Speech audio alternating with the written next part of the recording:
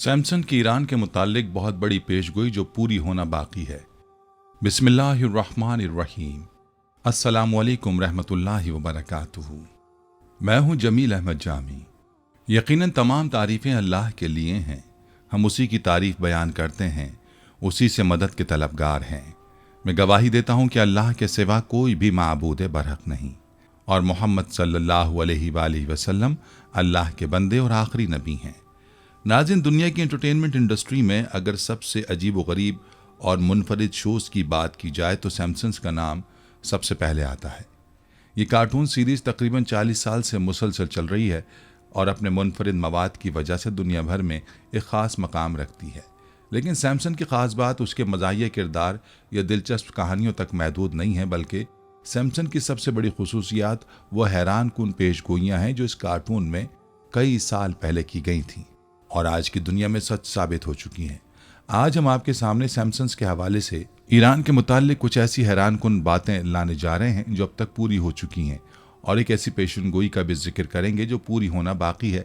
और कहा जा रहा है कि ये पेशगोई इतनी बड़ी और ख़तरनाक है कि अगर ये सच हो जाए तो दुनिया का नक्शा ही बदल जाएगा। ये पेशगोई क्या है और ईरान के मुताल्लिक अभी तक कौन सी पेशगोइयाँ पूरी हो चुकी हैं, ये सब जानने के लिए वीडियो को आखिर तक ज़रूर देखिएगा। और अगर आप हमारे चैनल पर नए हैं तो सबसे पहले हमारे चैनल को सब्सक्राइब कर लीजिए। नाज़रीन, आइए पहले उन पेशगोइयों का जायजा लेते हैं जो 2024 में हैरत अंगेज तौर पर सच साबित हो चुकी हैं। तो नाज़रीन, इस सैमसन्स के एक एपिसोड में वाज़ेह तौर पर दिखाया गया था कि मशरिक़ वुस्ता में कशीदगी बढ़ेगी और ईरान का किरदार उसमें नुमाया होगा। यह एपिसोड ऐसे वक्त में नशर किया गया था जब दुनिया में इस किस्म की कशीदगी का कोई ख़ास इशारा भी नहीं था, लेकिन आज 2024 में ये पेशगोई हूबहू पूरी हो चुकी है। ख़ास तौर पर दमिश्क में ईरानी सिफारतखाने पर हमला जो इसराइल की जानिब से किया गया था और उस हमले का ईरान की जानिब से शदीद रद्द-ए-अमल, इस वाक़े ने दोनों ममालिक के दरमियान तनाज़े को एक नई सतह पर पहुँचा दिया। सैमसन ने इस एपिसोड में सिर्फ तनाज़े को ही नहीं दिखाया बल्कि ईरान के मशरिक़ वुस्ता में बढ़ते हुए असर और रसूख की भी निशानदेही की थी। आज के हालात में ईरान न सिर्फ इसराइल के ख़िलाफ़ प्रॉक्सी जंग लड़ रहा है बल्कि ख़ित्ते में एक बड़ी ताकत के तौर पर भी उभर रहा है और ये पेशगोई 2024 में हकीकत का रूप धार चुकी है। नाज़रीन, इसके अलावा भी एक और अहम पेशगोई 2024 में पूरी हुई है, वो ईरान का अस्करी ताकत के तौर पर उभरना है। इस सैमसन्स ने इस बात की तरफ इशारा किया था कि ईरान की टेक्नोलॉजी में तरक्की होगी और वह खित्ते में एक बड़ी फौजी क़ुव्वत बनकर सामने आएगा। हम देखते हैं कि ईरान के पास जदीद मिसाइल सिस्टम, ड्रोन्स और साइबर हमलों की सलाहियतें मौजूद हैं जो खित्ते में उसके गलबे को मज़ीद मुस्तहकम कर रही हैं। ईरान की इस तरक्की में उसकी सियासी हिकमत अमलियों का भी हिस्सा है जिसे द सैमसन्स ने सालों पहले बयान कर दिया था।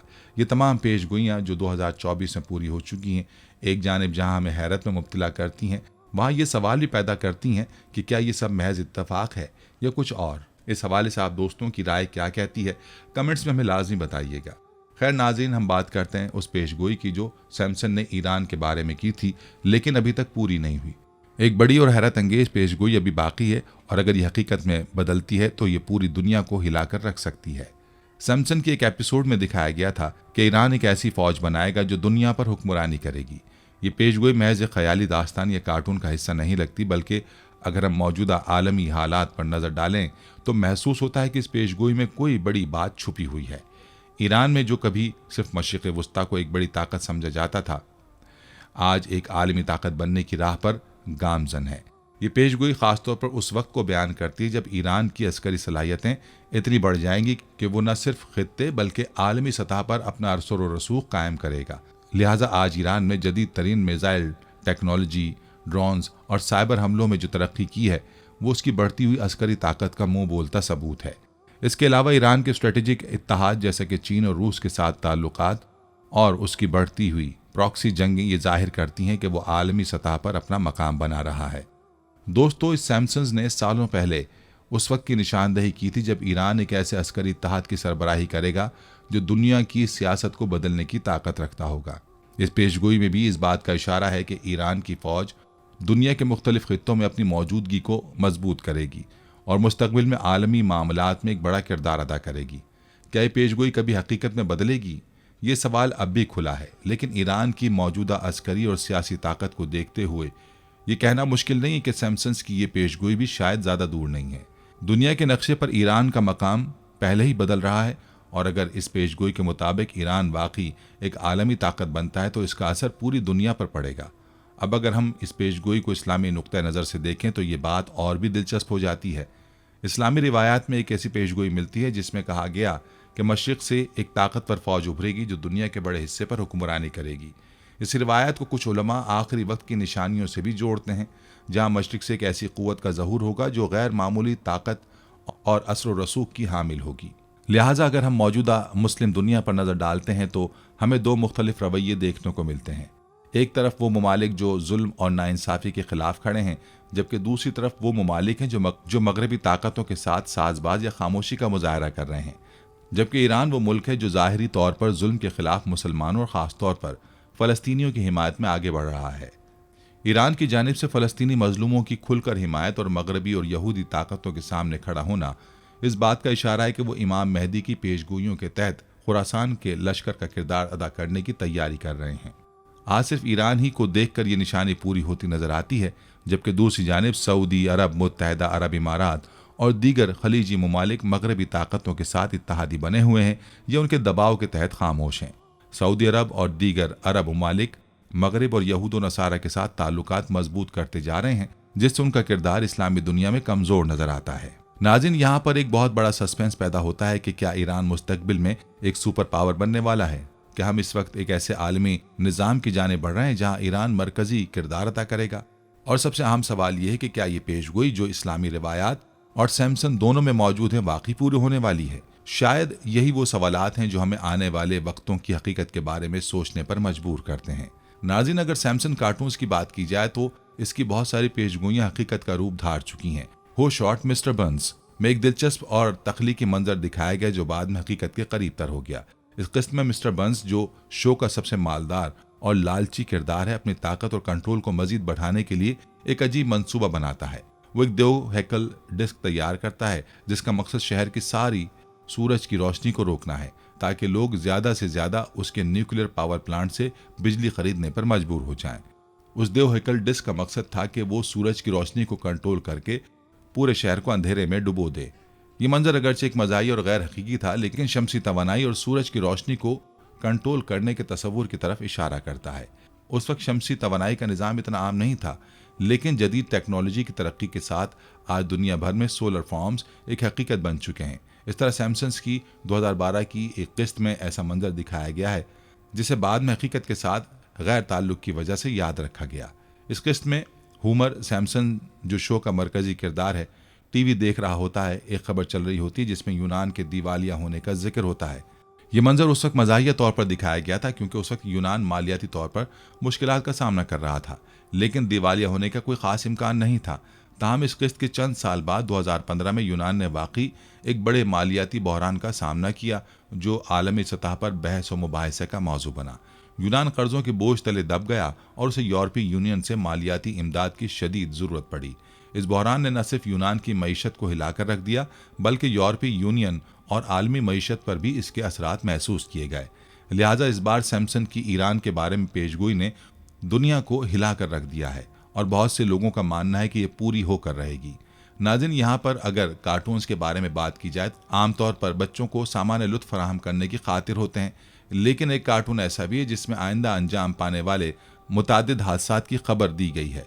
सैमसन अमेरिका का एक तवील एनिमेशन कार्टून है जिसको मैट ग्रोनिंग ने 17 दिसंबर 1989 में तख्लीक किया था। इसमें कुल 31 फसलें और 679 किस्तें हैं। अंग्रेजी ज़बान का ये कारनामा फॉक्स के जरिए नशर होता है।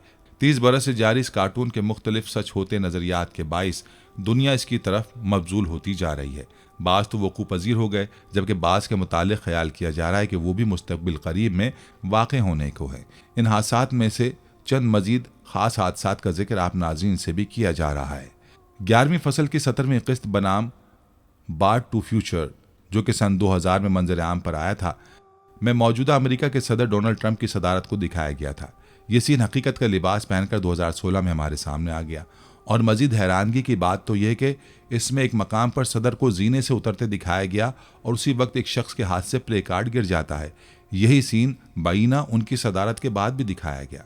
सन 2008 में 20वीं फसल की किस्त नंबर 4 होमर एक बूथ में बराक ओबामा को वोट डालने जाता है, लेकिन मशीन की खराबी की वजह से ये मुखालिफ शख्स के हक में चला जाता है।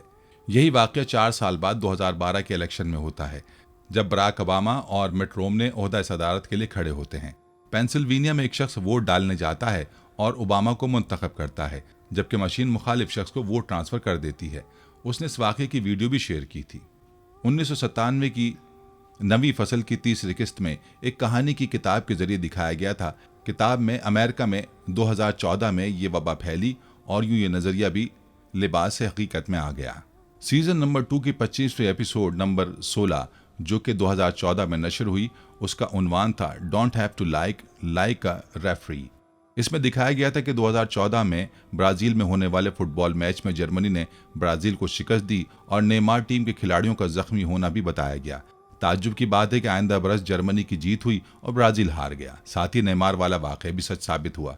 23वीं फसल की 10वीं किस्त, इसमें हुमर को एक प्रोग्राम में शिरकत की दावत दी गई। आप जरा सा गौर करें तो नीचे लिखी खबरों से इस बात का अंदाजा लगाया जा सकता है कि यूरोपीय यूनियन ने इरादा कर लिया था कि यूनान को कर्जदार बनाया जाए। 3 साल बाद यानी 2015 में यह नजरिया हकीकत से जा मिला और अब तक यूनान मुश्किलात से जूझ रहा है।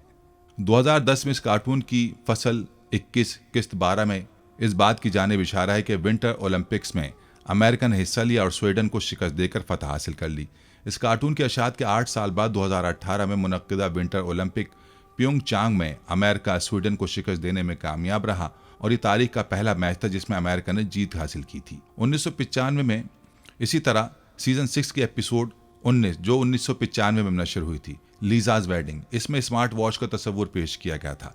इसमें एक शख्स अपनी घड़ी के जरिए बात करता है, जबकि उस जमाने में ऐसा तस्वुर ही नहीं था। हकीकत में 2014 में ऐसी स्मार्ट घड़ी एप्पल और सैमसंग ने लॉन्च की, यानी 20 बरस कबल इसमें इस बात की निशानदही कर दी गई थी। इसी किस्त में अज़दवाज लीजा में लीजा मार्च से तस्वीरी राब्ता करती है और उन दोनों के दरमियान वीडियो चैटिंग होती है। काबिल ताज्जुब बात यह है कि उस दौर में उसने टेलीफोन से वीडियो कॉल की थी। उसका रिवाज आमतौर पर 2010 में मंजर आम पर आया। स्काइप वगैरह उसका बेहतरीन नमूना है। इस हिस्से में मुतादिद अजीब व गरीब बातें जाहिर हुई। लीजा के लंदन सफर में लंदन ब्रिज की पुश्त पर शार्ड टावर का मुशाहिदा किया गया है। काबिल ताज्जुब यह है कि इस इमारत की तामीर 14 बरस बाद 2019 में आगाज हुई। 1998 की 10वीं फसल 5वीं किस्त में एक तस्वीर मुशाहिदे में आई जिसमें तहरीर था when you wish upon a star. 20वीं सदी फॉक्स वॉल्ट डिज्नी की एक शाख है। उस वक्त लोगों ने एक कार्टून के उन्मान से इसे सामान्य मजाक के ज़िम्न में जाना, लेकिन 20 बरस भी नहीं हुए थे कि 2017 के अवाखिर में यह हकीकत दुनिया के सामने आ पहुंची कि फॉक्स डिज्नी का एक हिस्सा है और नतीजतन 2018 में $71 बिलियन की करारदाद पर यह मामला मुकम्मल हो गया। नाज़रीन, सैमसंग कार्टून की छठी फसल 8वीं किस्त जो कि 1994 में लोगों की निगाहों के सामने आई थी। इसमें एक मोबाइल टाइप चीज़ पर एक जुमला लिखा गया, बीट अप मार्टिन, जबकि उसको खुदकार तसी ने ईट अप मार्था कर दिया। ये उस जमाने में हुआ जब एंड्रॉयड का वजूद ना था। ये बात 2007 में सच साबित हुई। इसी तरह 2002 में इस बात को उजागर किया जाता है कि ट्रंप इलेक्शन में कामयाबी के बाद एक अरब मुल्क का सफर करता है और वहां कॉन्फ्रेंस के बाद एक सफेद काले गुलोब पर 3 अफराद हाथ रखकर कुछ मुआहदा करते हैं। हूबहू ये वाक़या 2017 में सऊदी अरब में दोहराया गया। इसके अलावा इस मुसलसल कार्टून की बहुत सी बातें सच हुई। मुल्क की शाम में फसाद और खाना जंगी, 9/11, गोप्रो कैमरा वगैरह भी इसी का हिस्सा है। इसमें बाज़ ऐसे सीन भी दिखाए गए हैं जिनके बारे में गुमान किया जाता है कि वो मुतवक्कुल करीब हैं, जैसे रोबोट का बात करना, flying car, solar energy power car वगैरह। नाज़रीन, ये बात जहन नशीन कर लेनी चाहिए कि ऐसे वाक़यात की क़ब्ल अज़ वक़ू खबर देना दरअसल निहायत दर्जा आला सतही मनसूबाबंदी के तहत है और ऐसा मुमकिन है। जैसे अल्लाह अपने औलिया को ख़ास इल्म व इनायत से नवाजता है, इसी तरह शैतान भी अपने पुजारियों को हिदायत देता है। आज ऐसे गुरोह का वजूद किसी से ढका छुपा नहीं रहा जो बरमला शैतान की परस्तिश करते हैं और ये सब उसकी मनसूबाबंदी के तहत ही अंजाम पाता है। नाज़रीन, दूसरी तरफ अगर इस्लामी नुक्ता नज़र से पेशगोई की बात की जाए तो क़ब्ल अज़ वक्त किसी वाक़े की इत्तला देने को पेशगोई कहते हैं। अल्लाह ताला ने अंबिया किराम अलैहिमुस्सलाम बिलखुसूस नबी करीम सल्लल्लाहु अलैहि वसल्लम को बज़रिया वही आइंदा रूनुमा होने वाले बाज़ हालात से मुतला फरमा दिया करते थे, जिसकी बुनियाद पर नबी सल्लल्लाहु अलैहि वसल्लम किसी वाक़े की इत्तला क़ब्ल अज़ वक्त इरशाद फरमा देते। चूँकि आप सल्लल्लाहु अलैहि वसल्लम अल्लाह के सच्चे और आखिरी नबी हैं, इसलिए आपने जिन जिन बातों की पेशगोई फरमाई वो सारी बातें सच साबित हुईं। आइए अल्लाह के नबी सल्लल्लाहु अलैहि वसल्लम की चंद पेशगोइयाँ आपको बताते चलें। आकाए नामदार सल्लल्लाहु अलैहि वसल्लम की बैसत से पहले अरब की ये कैफियत थी कि तमाम अहले अरब काहिनों नजूमियों के जाल में गिरफ्तार थे। मशहूर काहिनों के पास लोग दूर दराज से सफ़र करके आते थे, उनसे मुस्तकबिल और गैब की बातें दरियाफ्त करते थे। काहिन झूठ मूठ की बातें सुनाकर पूरे मुआशरे को बेवकूफ़ बना रहे थे। हुजूर अकरम सल्लल्लाहु अलैहि वसल्लम को अल्लाह ताला ने जब पैगंबर बनाकर मबूस फरमाया तो उनके लिए सबूत नबूवत की सबसे बड़ी दलील गैब की खबरें और पेशगोइयाँ थीं। आप सल्लल्लाहु अलैहि वसल्लम मुस्तकबिल के वाक़यात और बातों को इस तरह पेश फरमाते कि गोया खुली आंखों से देख रहे हों। जिन जिन बातों की अल्लाह के सच्चे नबी सल्लल्लाहु अलैहि वसल्लम ने खबर दी वो सब की सब पूरी हुई। ये पेशगोइयाँ मुख्तलिफ औक़ात में आप सल्लल्लाहु अलैहि वसल्लम से मुख्तलिफ हालतों में सादिर हुईं और उनकी इत्तला मुख्तलिफ सूरतों में भी दी गई। मसलन कभी नुज़ूल वही की सूरत में, कभी आलम ख्वाब में और कभी क़ल्ब मुबारक पर अलक़ा करके। कुरान करीम में इरशाद है कि ये गैब की बातें हम आपकी तरफ वही करते हैं, इससे पहले आप और आपकी कौम इनको नहीं जानती थी।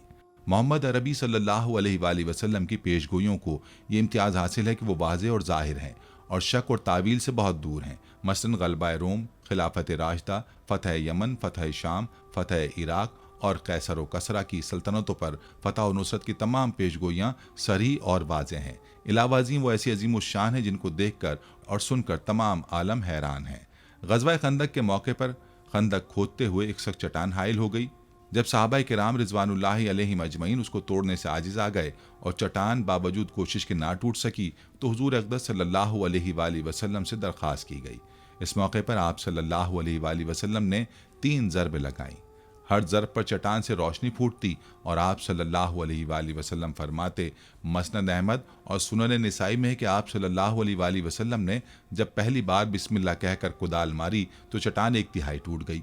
आप सल्लल्लाहु अलैहि वसल्लम ने फरमाया, अल्लाहु अकबर, मुझे मुल्क शाम की कुंजियाँ अता की गई हैं। खुदा की कसम में शाम के सुर्ख महल्लात इस वक्त अपनी आंखों से देख रहा हूँ। फिर आप सल्लल्लाहु अलैहि वसल्लम ने दूसरी मरतबा कुदाल मारी तो दूसरा तिहाई टुकड़ा टूट कर गिरा। आप सल्लल्लाहु अलैहि वसल्लम ने फरमाया, अल्लाहु अकबर, फारस की कुंजियाँ मुझको अता हुई। खुदा की कसम, मदाइन के कैसर अबियस को इस वक्त अपनी आंखों से देख रहा हूँ। तीसरी बार आप सल्लल्लाहु अलैहि वसल्लम ने बिस्मिल्लाह कहकर कुदाल मारी तो बकिया चट्टान भी टूट गई। आप सल्लल्लाहु अलैहि वसल्लम ने फरमाया, अल्लाहु अकबर, यमन की कुंजियाँ मुझे अता हुई। खुदा की कसम, सना के दरवाज़ों को मैं अपनी आंखों से देख रहा हूँ। आप सल्लल्लाहु अलैहि वसल्लम ने फरमाया, जिब्रील अमीन ने मुझे खबर दी कि मेरी उम्मत इन शहरों को फतह करेगी। तारीख उठाकर देख लीजिए कि अल्लाह के नबी सल्लल्लाहु अलैहि वसल्लम की ये पेशगोइयाँ हूँ बहू पूरी हुईं। सही बुखारी और सही मुस्लिम हज़रत हुज़ैफ़ा बिन यमान रज़ी अल्लाह अन्हु से मरवी है कि एक बार हज़रत सल्लल्लाहु अलैहि वसल्लम ने अपने वाज़ में क़यामत तक पेश आने वाले मुतादिद उमूर का जिक्र फरमाया। उनमें से बाज़ चीज़ें ऐसी हैं जो मैं भूल गया, मगर जब मैं उनको देखता हूँ तो याद आ जाती हैं, यानी वाक़े होने के बाद पहचान लेता हूँ कि ये वही बात है जो नबी करीम सल्लल्लाहु अलैहि वसल्लम ने फरमाई थी। जिस तरह किसी शख्स की सूरत याद हो और वो गायब हो जाए, फिर जब उसे देखता है तो पहचान लेता है कि ये फ़लाँ शख्स है। ज़रक़ानी में हज़रत जाबिर रज़ी अल्लाह अन्हु कहते हैं कि एक दफ़ा आप अलैहिस्सलातु वस्सलाम मेरे घर तशरीफ़ लाए और दरियाफ़्त किया कि क्या कालीन है। हमने अर्ज़ किया कि कालीन हमारे घर कहाँ। आप सल्लल्लाहु अलैहि वसल्लम ने फरमाया, हाँ, अन करीब तुम कालीनों और उम्दा फ़र्शों पर बैठोगे। हज़रत जाबिर रज़ी अल्लाह अन्हु फरमाते हैं कि हमने अपनी ज़िंदगी में वो दिन भी देखा जब हम कालीनों पर बैठे थे। अबू दाऊद शरीफ में हज़रत अदी बिन हातिम रज़ी अल्लाह अन्हु का बयान है कि मैं हुज़ूर अलैहिस्सलातु वस्सलाम की खिदमत में हाजिर था कि एक शख्स ने भूख की और दूसरे ने राहज़नी की शिकायत की। आप अलैहिस्सलातु वस्सलाम ने फरमाया कि अगर तुम जिंदा रहे तो देखोगे कि एक औरत हीरा से खाने काबा का तवाफ़ करने निकलेगी और उसको खुदा के सिवा किसी का डर ना होगा। हज़रत अदी बिन हातिम रज़ी अल्लाह अन्हु कहते हैं कि मैंने ये अमन व अमान अपनी ज़िंदगी में देखा। सहीहीन में है कि खैबर में यहूद के कई मजबूत किले थे। हर रोज़ मुसलमान मुजाहिदीन ज़ोर आजमाई करके वापस लौट आते, लेकिन खैबर फतह नहीं हो रहा था। आप सल्लल्लाहु अलैहि वसल्लम ने फरमाया कि कल मैं झंडा ऐसे शख्स को दूंगा जिसके हाथ पर अल्लाह ताला फतह फरमाएंगे। आप सल्लल्लाहु अलैहि वसल्लम ने हज़रत अली रज़ी अल्लाह अन्हु को झंडा अता फरमाया और अल्लाह ताला ने उनके हाथ पर फतह अता फरमाई।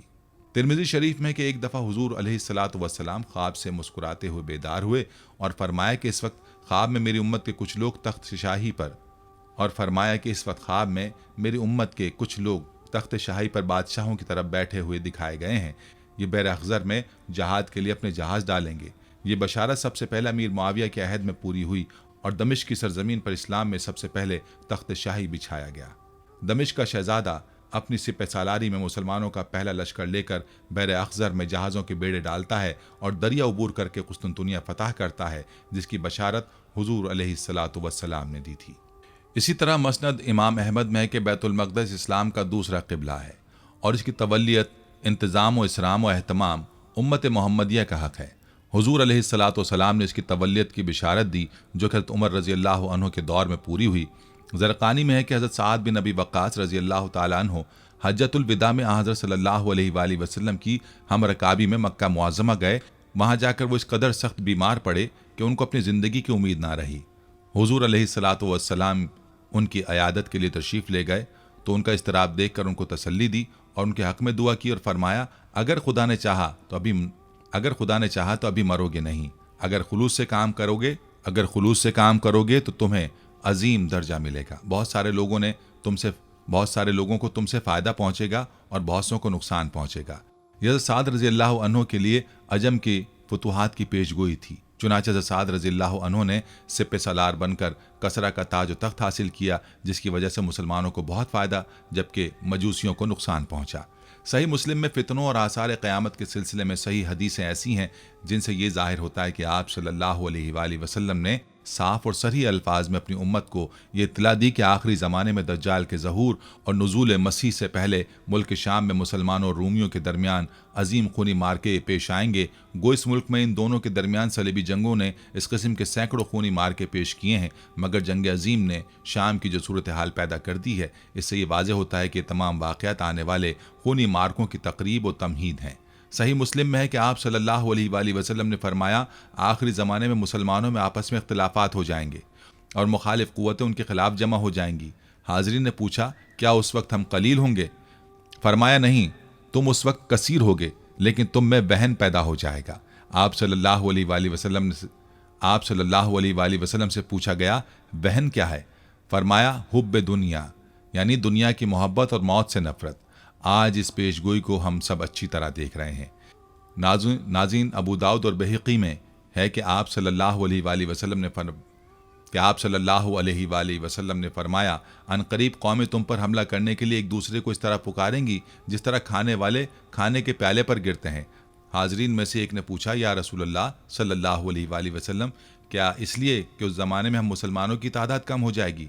फरमाया, नहीं, तुम्हारी तादाद उन दिनों ज़्यादा होगी, लेकिन तुम ऐसे हो जाओगे जैसे सैलाब की सतह पर खस व खाशाक होते हैं। सैलाब उनको बहा कर ले जाएगा। अल्लाह ताला तुम्हारे दुश्मनों के दिलों से तुम्हारा रोब दूर कर देगा और तुम्हारे दिलों में कमज़ोरी डाल देगा। किसी ने पूछा, या रसूलल्लाह सल्लल्लाहु अलैहि वसल्लम, कमज़ोरी क्या होगी? फरमाया दुनिया और फ़वाइद दुनिया की मोहब्बत और मौत का बुज़दिलाना खौफ। और भी कसीर पेशगोइयाँ कुतुब हदीस में मौजूद हैं जो हर्फ बहर पूरी हो चुकी हैं या अभी पूरी होनी हैं। अल्लाह के आखिरी नबी सल्लल्लाहु अलैहि वसल्लम की पेशगोइयों की तरह आपकी तालीमात भी सच्ची और बरहक हैं।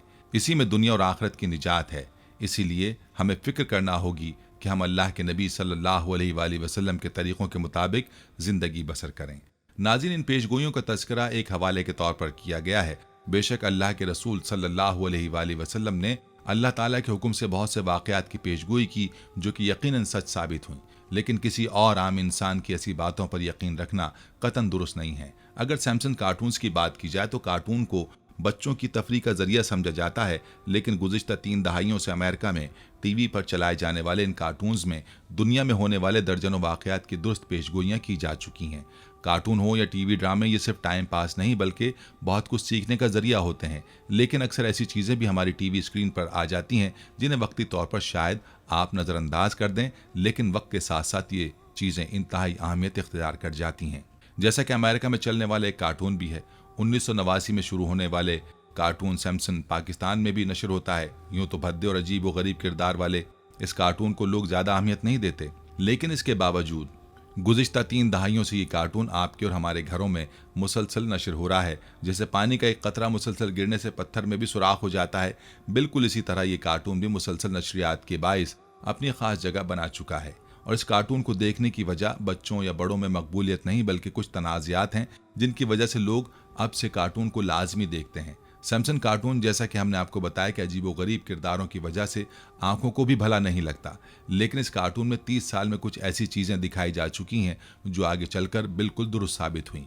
उनमें से हम चंद आपको बताते हैं। इससे पहले कि हम आपको सैमसन कार्टून के मुतालिक मजीद बताएं, आपके लिए जानना भी बहुत ज़रूरी है कि कार्टून आखिर बना कौन रहा है। इस कार्टून के खालिक मेट ग्रोनी नामी शख्स है, जिसके बारे में कहा जाता है कि वो एक लादीन शख्स है, लेकिन साथ साथ यहूदी लॉबी का हिस्सा भी है। लादीन गुरोह से ताल्लुक़ रखने के सबब अल्लाह की वहदानियत और वजूद का मुनकिर होने के साथ साथ शैतानी क़ुव्वतों का पैरोकार और इल्म नजूम में भी दिलचस्पी रखता है। कुछ लोगों को ये लगता है कि मिट ग्रोनी शैतानी क़ुव्वतों की मदद से मुस्तकबिल में होने वाली बातों को जानकर उन्हें सैमसन कार्टून के जरिए लोगों तक पहुंचाता है। लेकिन यहाँ सवाल ये उठता है कि आखिर एक इंसान सिर्फ कार्टून बेचने के लिए क्यों इतनी तगोदौ करेगा। अब यहाँ से एक और शैतानी खेल शुरू होता है जो पूरी दुनिया को आहिस्ता आहिस्ता अपनी लपेट में ले रहा है, यानी यहूदी फितना। बाज़ हल्के ये मानते हैं कि सैमसन कार्टून एक यहूदी फितना है और इस कार्टून में पहले से दिखाए जाने वाले वाक़यात कोई पेशगोइयाँ नहीं बल्कि पहले से तयशुदा मंसूबे होते हैं, जिन्हें दीदा दिलेरी से लोगों को दिखाया जाता है कि दज्जाली फितने ने यह मंसूबा बनाया है जिसमें हिम्मत है वो हमें रोक कर दिखाए। कोई भी पेशगोई हर्फ ब हर्फ सच साबित होना मुश्किल है। इसमें कोई ना कोई अगर मगर लाजमी हो सकती है, लेकिन सैमसन कार्टून में सानहा 9/11 से कबल वर्ल्ड ट्रेड टावर्स की तबाही दिखाई गई, मलका एलिज़ाबेथ की मौत का दुरुस्त दिन और तारीख बताई गई। मुसलमान ममालिक में जंग व जदल भी सैमसन नामी इस दज्जाली कार्टून में पहले से बताया गया। यही नहीं बल्कि साइंसी इजादात, मोबाइल फ़ोन, डोनाल्ड ट्रंप का सदर बनना, अमेरिका में हंगामा आराई, इबोला वायरस, स्मार्ट वॉच, यूनान का मकरूज होना, कैमिला हैरिस का अमेरिका की नायब सदर बनना, सियाह फाम ओबामा का अमेरिका का सदर बनना ही नहीं बल्कि पाकिस्तान में भी तबाही की पेशगोइयाँ इसी शैतानी कार्टून का हिस्सा हैं।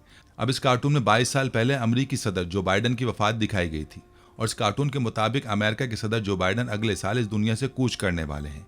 यही नहीं बल्कि इस शैतानी कार्टून में पाकिस्तान के टुकड़े होने और अगले साल 2023 और अगले साल दुनिया के कई ममालिक में हौलनाक जल्जले की शदीद तबाही की पेशगोइयाँ भी हैं। 1995 में जब टच स्क्रीन या कैमरे वाले फ़ोन का तस्वुर भी ना था, उस वक्त सैमसन कार्टून में फ़ोन पर वीडियो कॉल करते दिखाया गया था, जो कुछ साल बाद हकीकत बन गया। सन 2000 में इस कार्टून में डोनाल्ड ट्रंप को अमेरिका का सदर दिखाया गया और 2015 में वाकई ट्रंप अमेरिका का सदर बन गया। 2002 में इस कार्टून में ट्रंप और मुसलमान हुक्मरानों को ग्लोब पर हाथ रखते दिखाया गया और तस्वीर में मौजूद लोगों ने 2017 में इसको सच करके दिखाया। 2008 में इस कार्टून में ओबामा के इलेक्शन में इंतखाब के वक्त दूसरे शख्स को वोट देते दिखाया गया, लेकिन ओबामा का वोट दूसरे शख्स के खाते में जाता है और 2012 में ये सच भी साबित हुआ।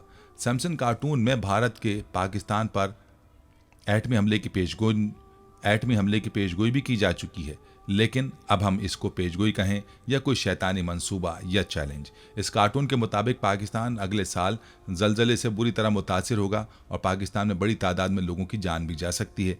अब यहाँ और एक सवाल पैदा होता है कि जब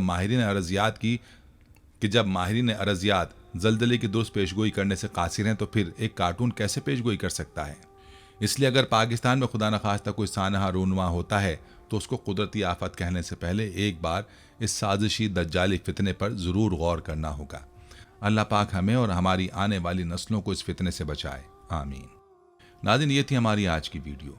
हम उम्मीद करते हैं कि आपको हमारी आज की ये वीडियो ज़रूर पसंद आई होगी। अगर आपको हमारी आज की ये वीडियो पसंद आई है तो आपसे गुजारिश करते हैं कि आप हमारे चैनल को ज़रूर सब्सक्राइब कर लें और साथ ही लगे बेल के बटन को भी प्रेस कर लें, ताकि आपके पास हमारी आने वाली मज़ीद मालूमाती वीडियोस का नोटिफिकेशन बर वक्त मिलता रहे। सब्सक्राइब के साथ साथ हमारी वीडियोस को लाइक भी करें और अपनी कीमती राय का इजहार कमेंट्स में ज़रूर करें। कमेंट्स में आप अपने सवालात भी हम तक पहुँचा सकते हैं। अल्लाह ताला आपको अपने हिफ्ज़-ओ-मान में रखे, आमीन। आखिर में प्यारे दोस्तों, हर वीडियो के इख्तिताम में हमने एक दुआ का सिलसिला शुरू किया हुआ है। जो भी इस दुआ में शामिल होगा, मेरा दावा है कि अल्लाह पाक उसकी तमाम जायज़ हाजात को पूरा करेंगे। अपनी दुआ का आगाज़ दुरूद इब्राहिमी से करते हैं। आप सब दोस्त और बहनें पहले मेरे साथ मिलकर दुरूद पाक पढ़ लें और कमेंट्स में आमीन लाजमी लिखिएगा। अल्लाह पाक उस आमीन को लिखने की बरकत से आपकी और मेरी तमाम जायज़ हाजात को पूरा फरमाएंगे। दुआ का आगाज करते हैं। बिस्मिल्लाहिर्रहमानिर्रहीम। अल्लाहुम्मा सल्ली अला मुहम्मदिन व अला आलि मुहम्मदिन कमा सल्लैता अला इब्राहीम व अला आलि इब्राहीम इन्नका हमीदुम मजीद। अल्लाहुम्मा बारिक अला मुहम्मदिन व अला आलि मुहम्मदिन कमा बारकता अला इब्राहीम व अला आलि इब्राहीम इन्नका हमीदुम मजीद। तमाम हम्द व सना रब्बे ज़ुल जलाल के लिए हैं, जिसकी रहमत से नाउमीदी नहीं, जिसकी नेमतों से दामन खाली नहीं, जिसकी मग़फ़िरत से मायूसी नहीं, और जिसकी रहमतों का फैज़ान कभी नहीं रुकता। ऐ अल्लाह पाक, ऐ अल्लाह तू पाक है, तेरा शुक्र अदा करते हैं इस इकरार के साथ कि तेरे सिवा कोई माबूद नहीं, तू सबसे बड़ा है, तेरा कोई शरीक नहीं और ना ही कोई हमसर है। ज़मीन व आसमान पर जितनी भी मखलूक़ात हैं, तू सबका मालिक है और तू ही सबका पालने वाला है। ऐ अल्लाह पाक, बिलाशुबा तू हमसे मोहब्बत करता है। यही वजह है कि तूने हमें ईमान की दौलत से नवाजा और हमें अपने महबूब सल्लल्लाहु अलैहि वालैहि वसल्लम का उम्मती बनाया। या अल्लाह, अपने प्यारे हबीब पाक सल्लल्लाहु अलैहि वालैहि वसल्लम के सदक़े हमारी जिंदगियों को पुरसुकून और आसान बना दे। या इलाही, हम सब के गुनाह मुआफ़ फरमा दे, हम सबको आबिद और सहर खेस बना दे, हम पर राज़े शौक़ आश्कार कर दे, हमें गुलामी मुस्तफ़ा सल्लल्लाहु अलैहि वालैहि वसल्लम से सरफराज फरमा दे, हमारे दिलों की वीरान बस्ती को अपनी रहमत से आबाद कर दे और हमें उस रास्ते पर हमेशा कायम रख जो नबी पाक सल्लल्लाहु अलैहि वालैहि वसल्लम ने बतलाया है। या अल्लाह पाक, हम सबको सच्चे दिल से तौबा करने की तौफीक अता फरमा दे। ऐ रब्बे रहीम, हम गुनाहों की दलदल में डूब गए हैं, हम बदकारियों की मस्तियों में गिर पड़े हैं, हम मायूसियों के अंधेरों में भटक रहे हैं, रहमत इलाही से खुद ही रूठ गए हैं। ऐ अल्लाह, हम निदामत के आंसुओं से ना आशना हैं, हम एक सच्ची तौबा के तलबगार हैं। ऐ अल्लाह पाक, अपनी रहमत से हमें वो सच्ची तौबा अता फरमा। ऐ परवरदिगार, हमें हमारे वालिदैन को, हमारे अहल व अयाल को, हमारे आबा व अजदाद और हमारी आने वाली नस्लों को अपनी आफियत अता फरमा। हम सबको बेहिसाब रिज़्क़ अता फरमा, हम सबको हासिदों के हसद से बचा। दोनों जहानों के मालिक, जब हम थक जाएं तो हमें आराम पहुंचाना, जब मुश्किलें भर जाएं तो आसानी बन जाना, जब हम कमजोर पड़ जाएं तो हमारी ताकत बन जाना, जब हम दुख और तकलीफ में हों तो हमारा मरहम बन जाना, जब हम मायूस हो जाएं तो हमारा भरोसा और यकीन बन जाना, जब हम भूख से निढाल हो जाएं तो तेरी याद ही हमारी ग़िज़ा बन जाए, जब हर तरफ बेचैनियां भर जाएं तो ऐ पाक परवरदिगार हमारा सुकून बन जाना, जब हमारे अंदर मायूसी का अंधेरा भरने लगे तो उम्मीद की रोशनी बन जाना, जब हर चीज हमारे लिए नामुमकिन हो जाए तो हर चीज को अपने खास फजल करम से मुमकिन बना देना। ऐ अर्ज़ व समा के मालिक, तू गफूर है, तू रहीम है, हम सब की तौबा कबूल करना, हमारे सगीरा कबीरा गुनाहों को धो दे, हमारे दिलों को हिदायत अता फरमा, हमारी जुबान को दुरुस्तगी और नरमी अता फरमा, हम सबको गुनाहों से बचा और नेक अमाल करने की तौफीक अता फरमा। ऐ अल्लाह, जिस तरह तू बारिश बरसाकर सूखी जमीन की प्यास बुझाता है, उसी तरह अपनी रहमत से हमारे दिलों को भी सैराब कर दे। बेशक तू बड़ा मेहरबान और निहायत रहम करने वाला है। ऐ परवरदिगार, हम सबको हर उस नेमत से सरफराज फरमा जिसमें हमारे लिए खैर व बरकत हो, इज्जत व वक़ार हो, राहत व सुकून हो, सेहत और तंदुरुस्ती हो, तरक्की हो, खुशहाली हो और दुनिया और आखिरत की भलाई हो। ऐ हमारे अल्लाह, हमारी जिंदगियों को मोहब्बत का उन्मान बना दे कि हम सबसे ज्यादा तुझसे मोहब्बत करें, तुझको फौकियत दें, तेरी इबादत करें, तेरा हुक्म माने, तेरे बताए हुए रास्ते पर चलते रहें, यहां तक कि हमारी जिंदगी तमाम हो जाए, और तू हमें अपने नूर से ढांप ले, वो नूर जो हमारे सीने को मुनव्वर कर दे, वो नूर जो कब्र को रोशन कर दे, वो नूर जो पुले सिरात पर रोशनी बन जाए। ऐ हमारे रब, हमको भी उन खुश नसीबों में शामिल फरमा जिनकी तौबा तू कबूल करता है, जिनके गुनाहों को तू अपने फजलो करम और रहमत से नेकियों में तब्दील करता है। या अल्लाह, हमारे पास कोई अमल नहीं है, हमें सिर्फ तेरी रहमत का आसरा है। ऐ परवरदिगार, हमें अपनी रहमत में ढांप ले। ऐ बुलंदियों के बादशाह, ऐ रब्बे कायनात, हमारे दिल और हमारे कदम अपनी रजा की तरफ फेर दे। आमीन या रब्बुल आलमीन।